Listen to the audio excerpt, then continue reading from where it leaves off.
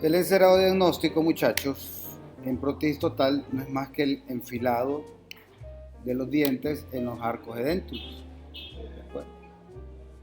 Les decía a los de la UNA que hay tres cosas que se analizan.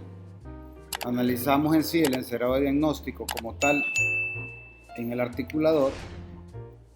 Esto fue realizado a través de unas placas bases, unos rodetes y un registro craneomandibular que se le hizo al paciente y luego fue transportado al articulador, lo vamos a ver más adelante, y se colocaron los dientes en el arco con algunas disposiciones biomecánicas y algunas posiciones o disposiciones de forma de arcos y un montón de mecánicas que vamos a ver más adelante. Entonces, lo primero que voy a analizar, porque el laboratorio o usted va a ser el encargado de enfilar los dientes. Normalmente, por ejemplo, en mis clases casi todos enfilan. Me gusta porque yo tiendo a respetar muchas disposiciones mecánicas que son importantes a la hora de que vamos a analizar un cerrado diagnóstico en el paciente y externamente. Entonces, les explicaba que hay varias cosas que analizar cuando vamos a revisar un enfilado. Si ustedes lo hicieron, ya ustedes van a respetar esos parámetros. Si no lo hicieron, lo primero que deben identificar que hicieron en la historia clínica son la forma de los arcos, ¿no? Por ejemplo, en este caso, ¿qué forma de arco tenemos? Y aquí en inferior, triangular, ¿no? Eso quiere decir que la disposición de los dientes en el arco va a ser trazada de forma que, mire esta, triangular, mire el mandibular que es triangular. ¿Por qué tenemos que respetar eso? Si ustedes recuerdan bien, les dije que los dientes van centrados sobre el centro del reborde alveolar. ¿Eso con qué objetivo? Hablábamos de la zona neutra. Este es un punto de referencia que usted debe tomar porque si usted desplaza los dientes más hacia afuera, usted va a invadir ese espacio. Por lo tanto, es importante que respete la forma de los arcos y que la disposición de los dientes esté conforme a los arcos, centradas sobre el centro del reborde alveolar residual. O sea que la dirección vertical de esos dientes irán centradas al centro. Son cosas que debe de evaluar. ¿De acuerdo? Usted evalúa la dinámica. Claro, esto lo evalúa usted si tiene un aparato mecánico articulador móvil, o sea que tenga dos ramas, pero que además de que tenga dos ramas y no sea una bisagra, es que también ofrezca movimientos de análisis. Hay articuladores o oclusores que no presentan ningún tipo de movimiento el cual usted no puede analizar. Entonces usted va a analizar bisagra y movimientos de lateralidad.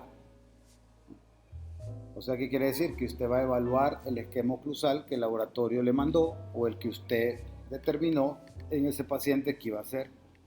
¿De acuerdo? ¿Qué va a analizar en dinámica? Usted va a analizar las lateralidades de ambos lados y la protrusiva. La protrusiva. Bueno, usted va a analizar lateralidades de ambos lados, del lado de trabajo y no trabajo, y va a analizar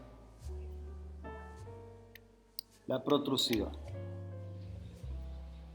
Les he explicado a los de la UNA que hay una diferencia entre lo que es una oclusión terapéutica en el paciente edéntulo y un paciente dentado. Esta disposición está trazada también por la prótesis de extensión distal y es un esquema terapéutico bilateral balanceado. Cuando nos referimos al esquema bilateral balanceado es que cuando yo hago lateralidad, si ustedes ven, en los primeros 3 milímetros de movimiento, 1, 2, 3 más o menos calculado, el lado de trabajo y no trabajo ocluyen. ¿Por qué?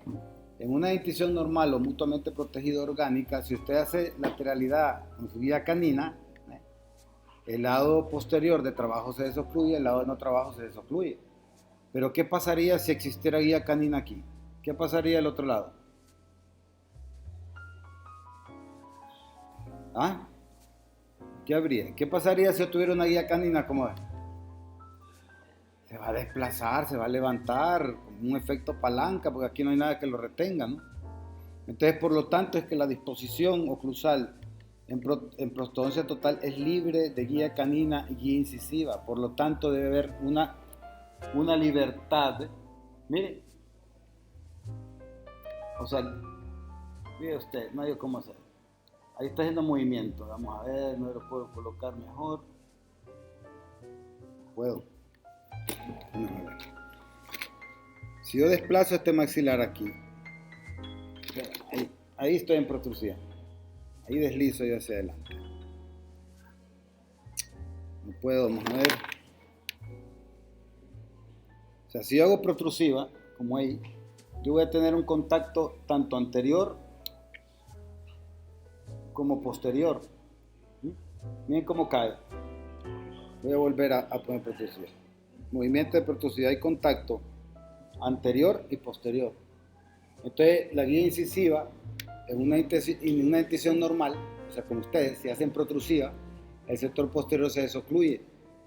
Aquí no se va a desocluir. Va a haber contacto, porque ¿qué pasaría? Se crearía un brazo de palanca que crearía un levantamiento de la zona posterior de las bases protésicas. Por eso se le llama bilateral balanceado, porque en lateralidad, cuando se hace lateralidad, no existe la guía canina tampoco. Hay libertad, ¿eh? Si ustedes ven, vamos a ver, ahí. Miren cómo cae, vamos a ver. Miren la libertad. Ahí, miren que está libre la guía canina. Miren, no golpea el canino. Miren ustedes allá el movimiento lateral, no hay contacto. ¿Se fijan? El canino no contacta. Pero los dientes posteriores sí, de ambos lados. Miren.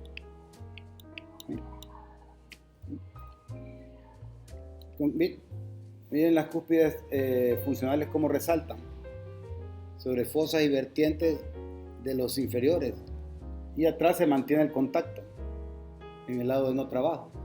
¿Por qué? Porque si yo tendría una desoclusión, la prótesis que se levantaría de un lado.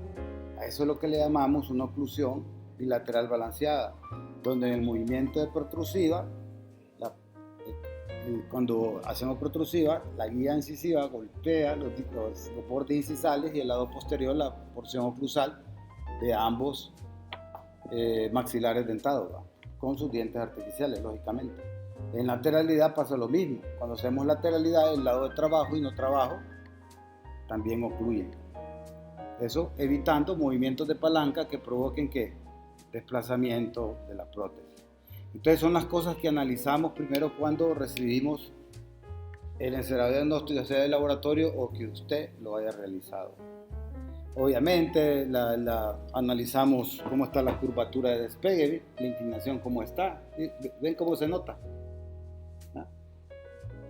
En prostodoncia total ¿cómo se llama? La curvatura de espín no es tan marcada. Recuerden que cuando hablamos de determinantes de la morfología oclusal, tenemos una variación en la determinante posterior articular, porque hay desgaste, ha perdido dientes. Por lo tanto, la inclinación condilar va a ser mucho más plana, anda entre 0 y 20 grados. Por lo menos. ¿Se acuerdan de la curvatura de Wilson? Si ustedes respetan la forma de los arcos y la disposición de los dientes sobre ese arco, van a ver esa inclinación. Si ustedes ven, también se le llama oclusión lingualizada, porque las cúspides vestibulares de las funcionales inferiores también van inclinadas hacia el lingual. Y las cúspides funcionales de los superiores, si lo vemos en este sentido, vamos a ver, ahí. Miren cómo, si ustedes fijan cómo la inclinación de las cúspides funcionales también van inclinadas hacia palatino. O sea, son las que más se exponen porque son las que mantienen la dimensión vertical en máxima intercuspidación. Esto analizamos cuando ustedes, el técnico les da el encerado, o en todo caso que ustedes hayan analizado. Evidentemente esto hay que trasladarlo a la boca, y lo mismo van a analizar como segunda instancia. Van a analizar oclusión y si esos movimientos se trazan en el paciente dan funcionalidad, porque recuerden que este es un Esto es un instrumento mecánico, no tiene músculos. Al final el mejor articulador es lo que funciona en la boca. Por lo tanto los ajustes se harán en boca. Aquí se hacen los primeros ajustes porque aquí todavía nosotros no hemos hecho ajustes con los alumnos. Tenemos cúspides entre 20 grados. Este paciente es un paciente también de alta edad, en el cual las cúspides van a ser un poco mucho más planas. Puede ser que lleguen a 0 grados. Porque teniendo nosotros esto, si ustedes se dieron cuenta que cuando yo empecé a hacer los movimientos me costaba. Porque esas cúspides se vuelven prematuros. No existe la manera de hacer bilateral balanceada si no tenemos una reducción cuspidea. Porque la lógica le dice que con los años el paciente tuvo que haber desgastado los dientes, ¿no? Entonces difícilmente usted va a obtener un bilateral balanceado con este tipo de cúspides pronunciadas. Miren la forma. Normalmente esto queda plano, vamos a ver en los casos clínicos más adelante. Entonces esos ajustes se hacen en boca. Además de que eso, analizamos la dimensión vertical de reposo, de oclusión, revisamos fonética. De forma externa, ¿qué revisamos? Además de la dimensión vertical, el perfil del paciente. ¿Se acuerdan que hablamos bastante también del fenotipo? ¿Qué tipo de fenotipo íbamos a identificar? Si es un fenotipo 1, 2 o 3, ¿se acuerdan? Según Angle. O sea, también podemos identificar el fenotipo de ese paciente, ¿va? ¿Qué tipo de relación cráneo-mandibular tenemos en ese paciente? Si recuerdan, dijimos que los pacientes tenían una tendencia a que se mirara la mandíbula adelantada y usted no podía determinar en ese momento en qué tipo de relación cráneo-mandibular usted podía diagnosticar en ese momento en su historia. Hasta que usted tiene el encerado diagnóstico, usted podrá tener esa relación. Entonces, en resumidas cuentas, no sé si andamos bien con el contenido de lo que iban a hablar de encerado diagnóstico, o no tenían ni idea. Pues arréglenlo, porque ahora sí lo entienden, ¿no? O sea, ¿cuál es la función del encerado diagnóstico? Es muy diferente el encerado diagnóstico en prostodoncia total al encerado diagnóstico que usted hace en una persona dentada. Aquí no es más que colocar los dientes artificiales sobre un registro craneomandibular obtenido del paciente, montado en un articulador, donde analizamos todas las instancias oclusales, las instancias las instancias oclusales, las instancias de fonética, las instancias estéticas, ¿de acuerdo? Ante todo, funcionabilidad. Y además de eso, dijimos que nos ayudaba a identificar qué tipo de relación craneomandibular está presente, ¿de acuerdo?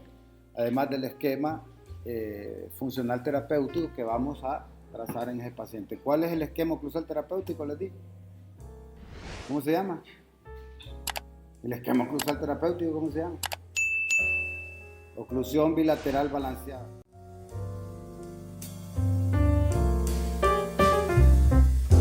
Siempre digo, y te está durmiendo. Ahí está. Te quedo grabado, toma ahí.